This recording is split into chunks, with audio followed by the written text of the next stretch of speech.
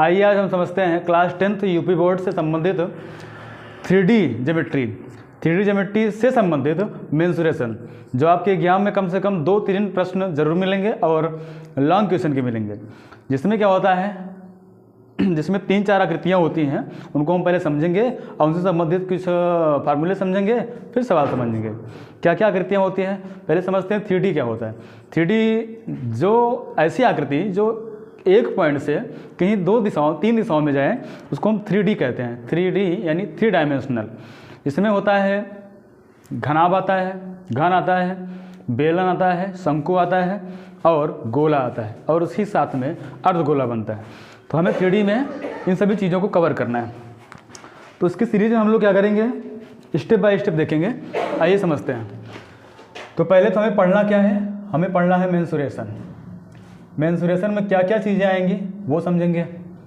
Mensuration किसके अंतर्गत आता है, 3D में आएगा, और 3D में क्या क्या चीज़ें बनेंगी उन सभी को समझेंगे डिटेल में। पहला बनेगा घनाभ, अगला बनेगा घन, फिर अगला बनेगा बेलन, फिर अगला बनेगा शंकु, फिर अगला बनेगा गोला, फिर अगला और लास्ट है अर्धगोला। इन सभी पॉइंट से संबंधित एग्जाम में प्रश्न जरूर पूछे जाते हैं। तो घनाभ की पहले आकृति समझते हैं। घनाभ होता कैसे है। आयताकार फलक से हम लोग 3D फिगर बनाते हैं ऐसे। इसमें क्या क्या चीज़ें होती हैं, लंबाई होता है, चौड़ाई होता है और ऊंचाई होता है। ऐसे ही घन की आकृति होती है, घन भी 3D होता है, उसका भी फिगर ऐसे होता है। फ़र्क क्या होता है, जैसे यहाँ लंबाई चौड़ाई ऊंचाई अलग अलग है, यहाँ क्या होगा, लंबाई भी ये है, चौड़ाई भी ये है और ऊंचाई भी ये है। इस तरह फिगर होगा, जिसे हम घन कहेंगे। बेलन क्या होगा, बेलन सिलेंडर के आकार का होता है, यूँ इस तरह। और शंकु कैसे होता है, शंकु जोकर की टोपी के जैसा होता है, ऐसे। और गोला, गोला आप समझते ही हैं। वो गोला नहीं जो आप प्रकार से खींच लेते हैं या किसी वायर से आप एक सर्कल बनाते हैं, उसको सर्कल कहा जाएगा, वृत्त कहा जाएगा। गोला मतलब होता है, आप चाहे जिस एंगल से देखें वो आपको गोला ही दिखाई दे, उसे हम गोला कहेंगे, 3D वाला, ठीक है। और इसी को काट के अगर हम आधा कर दें तो जिसे हम अर्धगोला कहेंगे। अर्धगोला ऐसे बनता है। इन सभी आकृतियों से संबंधित प्रश्न एग्जाम में पूछे जाते हैं। तो क्या क्या फार्मूले हमें समझने हैं। हमें समझना है आयतन, हमें समझना है वक्र पृष्ठ, हमें समझना है संपूर्ण पृष्ठ। तो ये आयतन भी, वक्र पृष्ठ भी, संपूर्ण पृष्ठ भी, ये तीनों पॉइंट हर एक फिगर में रहेंगे। तो हर एक फिगर के लिए हम लोग क्या करेंगे, पहले फार्मूले समझेंगे। तो पहला पॉइंट क्या है, घनाभ। तो घनाभ के फार्मूले हम देखते हैं पहले। घनाभ का आयतन होता है, लंबाई है, चौड़ाई, ऊंचाई है, तो लंबाई गुणे चौड़ाई गुणे ऊंचाई, ये इसका आयतन हो जाएगा। वक्र पृष्ठ क्या होता है, 4 दीवार। 4 दीवार का मतलब ये सामने वाला दीवार जो आपको दिख रहा है, एक ये और एक ये, इसी के बैक साइड में इस तरफ, इसी के बैक साइड में इस तरफ, 4 दीवार होती हैं, जिसका एरिया L+B इंटू हाइट, जिसे हम वक्र पृष्ठ के नाम से जानते हैं। संपूर्ण पृष्ठ क्या होता है, इसी में अगर 6 फलक का हम एरिया निकाल के जोड़ देते हैं तो वो संपूर्ण पृष्ठ में आता है। पृष्ठ का मतलब होता है एक फलक। ये जो फलक आपको दिख रहा है ये एक फलक है, यानी एक पृष्ठ है, जिसे हम अंग्रेजी में सरफेस भी कह सकते हैं। तो ये जितने सरफेस होते हैं सभी सरफेस का एरिया निकाल के ऐड कर लेंगे तो बनेगा 2 बार लंबाई, 2 बार चौड़ाई, 2 बार ऊंचाई, या सॉरी ऐसे नहीं, ऐसे बनेगा 2 बार लंबाई चौड़ाई, 2 बार चौड़ाई ऊंचाई और 2 बार ऊंचाई और लंबाई। इन सभी में क्या करेंगे, 2 कॉमन लेंगे, लंबाई चौड़ाई, चौड़ाई ऊंचाई, ऊंचाई लंबाई। तो एक फार्मूला तो ये है आयतन का, जिसमें हम जब भी मात्रक लिखेंगे क्यूब में लिखेंगे। ये वक्र पृष्ठ का है और ये है संपूर्ण पृष्ठ का। एक फार्मूला इसमें अभी बच रहा है जिसे हम विकर्ण कहते हैं, डायगोनल। विकर्ण क्या होता है, यही लिख लेते हैं। विकर्ण होता है रूट में L square plus B square plus H square, ये 4 फार्मूले, यही 4 फार्मूलों से ये पूरा टॉपिक आपका घन आपका कवर हो जाएगा।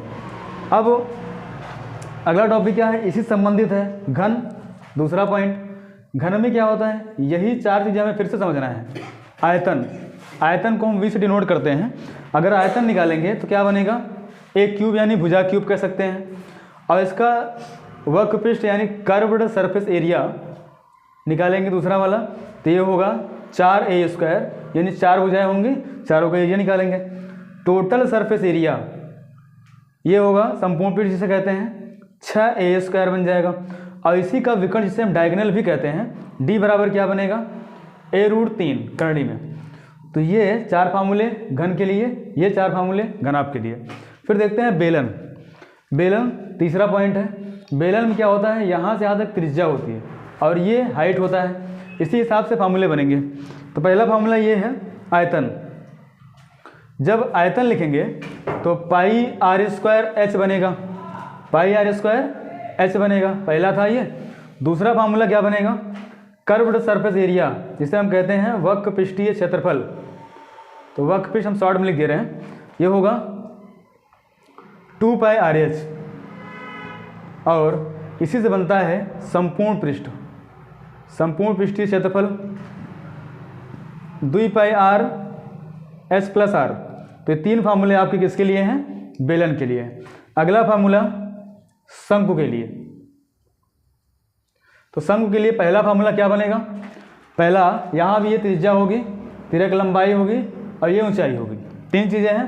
पहले इन 3 चीज़ों का रिलेशन देखते हैं। यहाँ होता है 90 डिग्री कोण, 90 के सामने होता है कर्ण, हमेशा एक को आधार मानेंगे, एक को ऊंचाई मानेंगे। तो होगा क्या, जो L बराबर है लंबाई, सॉरी लंबाई नहीं है, ये विकर्ण है, L बराबर होगा h का स्क्वायर प्लस r का स्क्वायर। ये रिलेशन पहला आया इन दोनों के बीच में। अगर L H R में से कोई एक वैल्यू नहीं पता, बाकी 2 पता है, इसमें रख करके निकाल लेंगे। फिर अगला फार्मूला क्या है, कर्व्ड सरफेस एरिया, जिसे हिंदी में वक्रपृष्ठ भी कहते हैं। फार्मूला होता है पाई आर एल, यल क्या है, तिर्यक लंबाई। तीसरा संपूर्ण पृष्ठ, जिसे हम टोटल सरफेस एरिया भी कहते हैं, इसी से बनता है पाई आर एल में यही बेस, बेस मतलब एक सर्कल, अगर हम ऐड कर लें तो एक सर्कल का एरिया कितना होता है, पाई आर स्क्वायर होता है। इन सब में से पाई आर कॉमन कर लेंगे, एल बचेगा और आर बचेगा। तो ये तीसरा फार्मूला हो गया। तो यही 3 फार्मूले शंकु के लिए भी है। अब देखते हैं अगला पॉइंट। अगला पॉइंट का मतलब पांचवा है हमारा गोला। तो गोला, चूँकि गोला है तो त्रिज्या भी रहेगा, तो त्रिज्या आर है। तो पहले आयतन देखते हैं। आयतन होगा 4/3 पाई आर क्यूब। फिर दूसरा टोटल सरफेस एरिया कह लो, चाहे कर्व्ड सरफेस एरिया कह लो, हिंदी में वक्रपृष्ठीय क्षेत्रफल या संपूर्ण पृष्ठीय क्षेत्रफल, दोनों का फॉर्मूला सेम होता है 4 पाई आर स्क्वायर। ये हो गया कि जब हम लोग आयतन करेंगे, आयतन निकालेंगे तो इसी का आधा हो जाएगा, तो 2/3 पाई आर क्यूब बन जाएगा। ये पहला था इसका।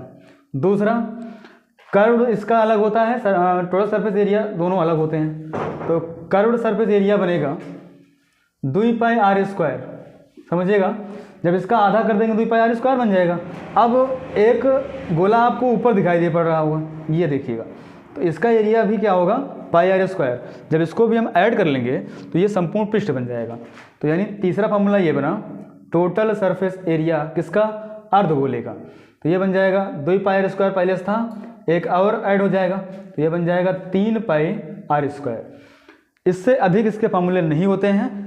अगर आपको समझ में आया हो तो आप क्या करेंगे, इनको 2-3 बार वीडियो चाहे देख करके चाहे लिख करके आप रिवाइज कर लीजिए। कल इनसे संबंधित हम प्रश्न लेकर आएंगे जो आपके एग्जाम में वेरी मोस्ट इम्पॉर्टेंट साबित होंगे। धन्यवाद।